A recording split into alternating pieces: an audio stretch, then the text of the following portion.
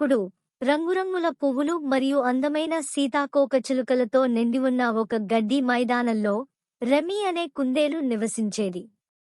ఆ కుందేలు తెలివిగా మరియు చురుకైనది, ఎల్లప్పుడూ ఉత్సుకతతో తిరుగుతుంది. ఒకరోజు కుందేలు గడ్డి మైదానం గుండా వెళుతుండగా అతను ఒక రహస్యమైన పెట్టె చుట్టూ గుమిగూడిన జంతువుల గుంపును చూశాడు.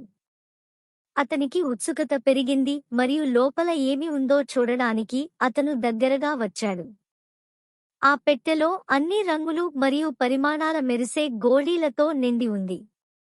టెస్సా అనే తెలివైన ముసలి తాబేలు ఇలా వివరించింది: ఈ మాయా గోళీలు వాటిని కలిగి ఉన్న ఎవరికైనా ఒక కోరికను తీర్చగల శక్తిని కలిగి ఉంటాయి. కానీ ఒక క్యాచ్ ఉంది, ప్రతి జంతువు ఒక పాలరాయిని మాత్రమే తీసుకోగలదు మరియు ఒకసారి తీసిన తర్వాత దానిని తిరిగి ఇవ్వలేము. జంతువులు అన్నీ ఆ మాటలు విని చాలా ఆసక్తితో తమకున్న అద్భుతమైన కోరికల గురించి ఆలోచించడం మొదలుపెట్టాయి. కొందరు ఎక్కువ ఆహారం కావాలని, కొందరు పెద్ద ఇల్లు కావాలని, మరికొందరు ఫ్యాన్సీ ఆస్తులను కోరుకున్నారు. కాని కుందేలు ఆలోచనాత్మకమైన కుందేలు కావడంతో తన కోరికను పరిగణనలోకి తీసుకుని తన సమయాన్ని వెచ్చించింది. అతను తన చుట్టూ ఉన్న ఆనందం మరియు ఉత్సాహాన్ని గమనించాడు. కాని కొన్ని జంతువులు తమకు కావలసిన గోళీలను పొందలేకపోయినందున కొంచెం విచారంగా ఉన్నట్లు గమనించాడు. చివరగా ఒక పాలరాయిని ఎంచుకోవడానికి కుందేళ్ల వంతు వచ్చింది. అతను పెట్టె దగ్గరికి చేరుకున్నప్పుడు అతను తనకే కాకుండా అందరినీ సంతోషపెట్టగల కోరిక గురించి ఆలోచించాడు. నిజమైన హృదయంతో కుందేలు పచ్చిక భూమిలోని అన్ని జంతువులకు అంతులేని రుచికరమైన పండ్లను ఉత్పత్తి చేసే మాయా చెట్టు కోసం కోరుకుంది.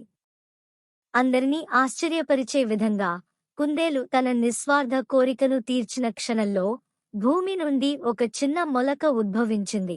అత్యంత రుచికరమైన పండ్లతో కప్పబడిన అద్భుతమైన చెట్టుగా వేగంగా పెరుగుతుంది.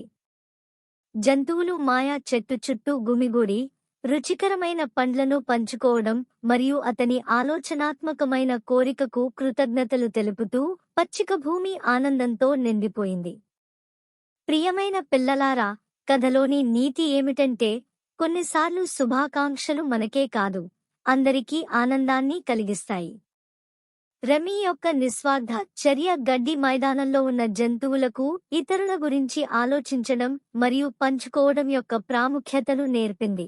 వారి ఇంటిని మరింత ఆనందంగా మరియు సామరస్యపూర్వకంగా మార్చింది. కాబట్టి తదుపరిసారి మీకు కోరిక లేదా ఎవరికైనా సహాయం చేయడానికి అవకాశం వచ్చినప్పుడు రెమీ కుందేలు మరియు అతని మాయా చెట్టు యొక్క కథను గుర్తుంచుకోండి మరియు మీ చర్యలు ఇతరుల పట్ల దయ మరియు శ్రద్ధతో మార్గనిర్దేశం చేయనివ్వండి. Thanks for watching. For more interesting content, please like, share and subscribe Animated Tales.